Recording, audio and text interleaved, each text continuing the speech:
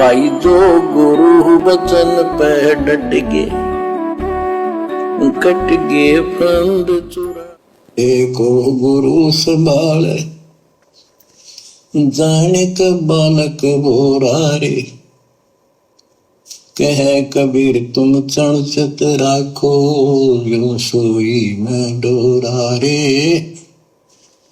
कह कबीर तुम चढ़ राखो जो सोई में डोरा रे। मानत न मन मोरा साधो, मानत न मन मोरा रे।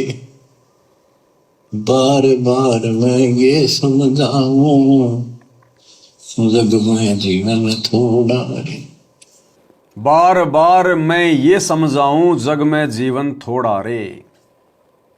और जब आप और हम भगत भाई बहन इस शब्द को गाते हैं तो हम क्या बोलते हैं? बार बार सतगुरु समझावे जग में जीवन थोड़ा है। आप और हम ये शब्द गाएंगे तो क्या बोलेंगे? ये नहीं बोलेंगे बार बार मैं ये समझाऊं, नहीं, हमने बोलना है बार बार सतगुरु समझावे जग में जीवन थोड़ा रे। अब भाई गुरु तो परमात्मा है, ये चाहे सतगुरु बोले चाहे मैं बोले, इनकी मर्जी। लेकिन भगत ने क्या बोलना है? बार बार सतगुरु समझावे जग में जीवन थोड़ा रे। और मैं ये समझाऊं जग में जीवन थोड़ा रे। दुविधा दुर्मति चतुराई में जन्म गया नर तोड़ा रे। अब 90% संगत का जन्म व्यर्थ में जा रहा है। दुविधा दुर्मति चतुराई में जन्म गया नर तोड़ा रे। संगत दुविधा में है। कौन है परमात्मा? Kabir is God, Kabir is God, लेकिन पहचान नहीं पा रही कि कबीर कौन है, कहां है कबीर। कबीर की फोटो से थोड़ी बात बनेगी। फिलहाल मुझे भूख लग रही है बहुत तेज, और मेरे सामने कोई रोटी की फोटो लाके दे दे, तो क्या वो रोटी की फोटो देखने से खाने से मेरा पेट भरेगा? मुझे तो ओरिजिनल रोटी चाहिए। तो ठीक है, कबीर भगवान है, कबीर बंदी छोड़ है, कबीर मोक्ष देता है, कबीर भक्ति देता है, लेकिन कबीर है कहां वर्तमान में जो मुझे भक्ति दे, मुझे नाम दे, मुझे ज्ञान दे? जब तक वो सामने प्रकट नहीं होगा, जब तक ओरिजिनल रोटी नहीं आएगी मेरे सामने, तब तक मेरी भूख कैसे मिटेगी? तो दुविधा दुर्मति चतुराई में जन्म गया नर तोड़ा रे। 90% संगत का जन्म इसी दुविधा में सतगुरु की शरण में आने के बाद भी व्यर्थ में जा रहा है। गुरु बना रखा है सतगुरु जी को, सतगुरु रामपाल जी को, और भगवान मान के पूज रहे हैं वो डाडी मूछ वाली कबीर की मुर्दा फोटो को। इसको कहते हैं दुविधा दुर्मति चतुराई में जन्म गया नर तोड़ा रे। और परमात्मा कहते हैं अब भी आन मिलो सतगुरु से, करो गुरु ज्ञान पे गोरा रे। कि जो ज्ञान दे दिया ना, सतसेवकों की तरह उस ज्ञान के ऊपर विचार करो। और अब भी आन मिलो सतगुरु से। अभी भी समय है, जब तक तुम्हारी श्वासें शेष हैं, अपने सतगुरु को ही सब कुछ मान लो। अपने सतगुरु से मिल जाओ, एक भाव हो जाओ। सतगुरु के अलावा किसी और में परमात्मा मत देखो। तो कहते हैं अब भी आन मिलो सतगुरु से। वो दाढ़ी मूछ वाला नहीं आने वाला तुम्हें यहां से पार करने के लिए। जब वो दाढ़ी मूछ वाला तुम्हें ज्ञान देने नहीं आया, तुम्हें नाम देने नहीं आया, तो तुम्हारे लिए विमान कैसे लेके आएगा? तो मालिक कहते हैं अब भी आन मिलो सतगुरु से। तुम्हारा सतगुरु स्वयं परमात्मा है।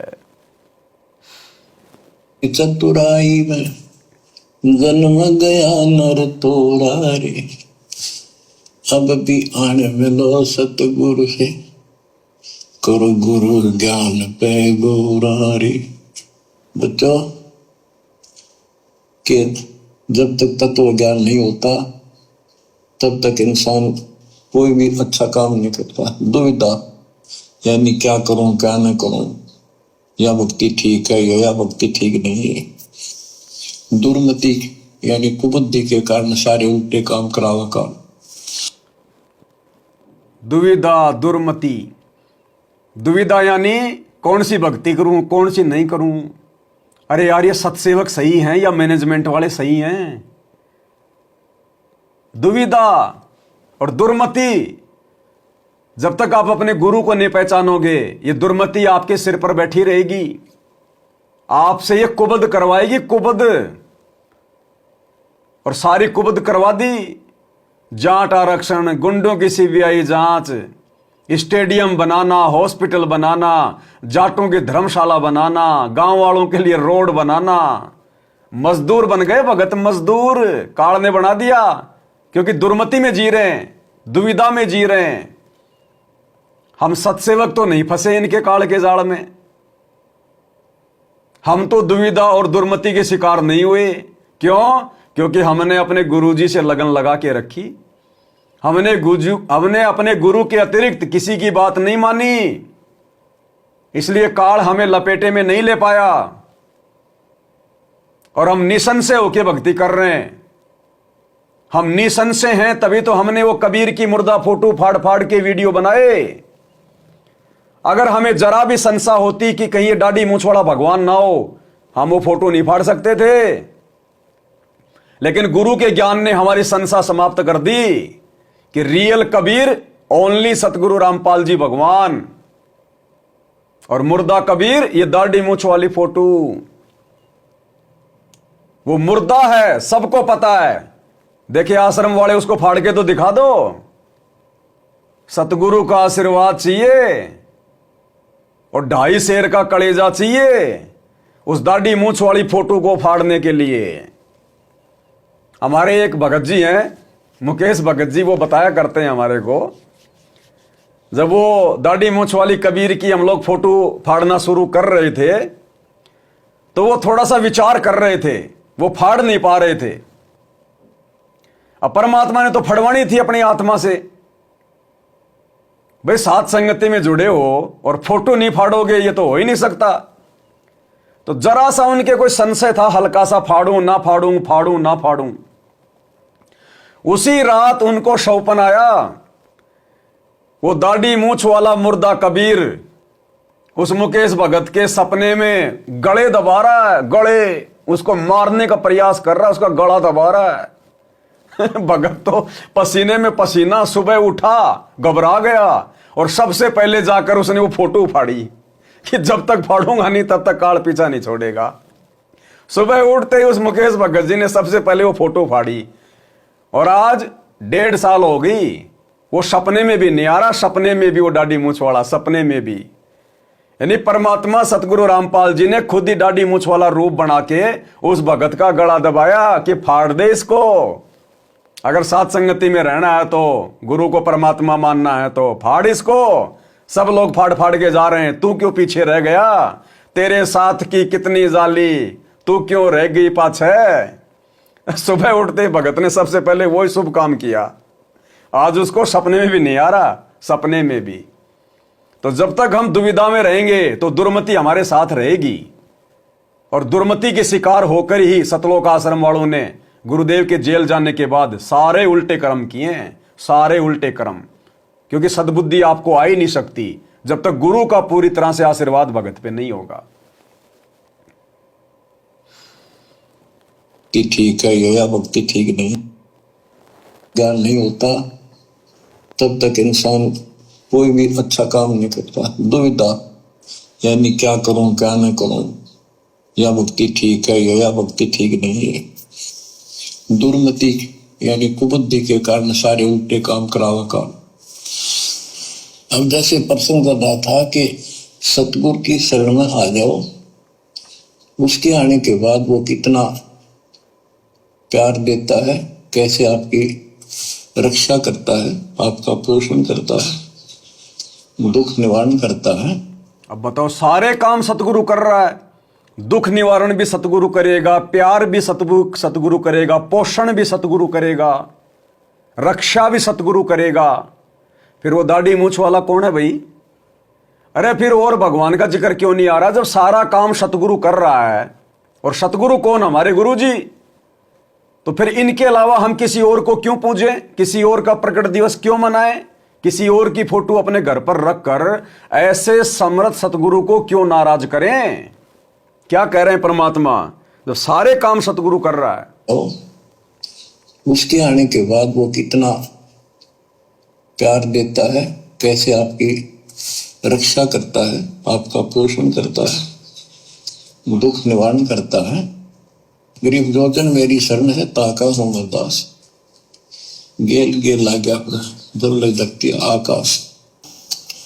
तो उसका दास का अर्थ गुलाम, नौकर, पतिव्रता जमी पर जो जो धर है पांव, समर्थ झाड़ू देते हैं ना काटा देते हैं। जब आप इस पद पर आ जाओगे, समर्पित हो जाओगे, सोकर में भी किसी अन्य देव देवता का इष्ट रूप में समझ ना करोगे, उस जब आप इस पद पे आ जाओगे, पतिव्रता पद पे आ जाओगे, शौपन में भी किसी अन्य देवी देवता या अन्य किसी का सुमरण नहीं करोगे इष्ट रूप में। जबकि इन आश्रमों में तो जून के महीने में जो कबीर प्रकट दिवस मनाया जाता है, वो अपना इष्ट मान के तो मनाया जाता है। वो दाढ़ी मूछ वाले कबीर का जो प्रकट दिवस मनाया जाता है, कबीर प्रकट दिवस, वो अपना इष्ट मान के मनाया जाता है। इष्ट कौन होता है? परमात्मा। तो परमात्मा कहते हैं जब तक आप अपने गुरु के अलावा किसी और में अपना इष्ट नहीं देखोगे और पूरी तरह से समर्पित हो जाओगे, तो समझो आप पतिव्रता पद पे आ गए। और पतिव्रता पद पे आने के बाद फिर देखना गुरु के खेल, फिर देखना गुरु के झटके। परमात्मा कांटा भी नहीं लगने देगा। कांटा भी नहीं लगने देने का मतलब है आपके जीवन में यदि कोई संकट, कोई समस्या, कोई दुख तकलीफ आनी होगी, परमात्मा उसको बाईपास कर देगा, बाईपास। और आपको महसूस करवाएगा कि मेरे ऊपर यह बहुत बड़ा संकट आना था, लेकिन मेरे गुरुदेव भगवान की दया से यह टल गया। आज संगत दुखी क्यों है? आज 90% संगत क्यों दुखी है, क्यों परेशान है, क्यों अकाल मौत मर रही है? घर घर में झगड़े, जितनी भी रमणियां होती हैं इन आश्रमों में, 50% में वाद विवाद, झगड़े, तलाक, बच्चे पैदा कर करके छोड़ दिए माता बहनों को। क्यों? क्योंकि इनमें से पतिव्रता पद पे कोई नहीं है। ये अपने गुरु को अपना इष्ट नहीं मानते, इसलिए परमात्मा का पूर्ण आशीर्वाद उनके ऊपर नहीं है। इसलिए परमात्मा उनके जीवन में आने वाले संकटों को नहीं टाल रहा। उनके जो प्रारब्ध में जो लिखे हुए हैं, जो कर्म के कांटे, परमात्मा उनको नहीं निकाल रहा। ये नियम है परमात्मा का। जब तक आप पतिव्रता पद पे नहीं आओगे, परमात्मा आपके निकट नहीं आएगा जिस कदर आना चाहिए। भाई जो गुरु बचन पे डट गे, कट गे फंद 84।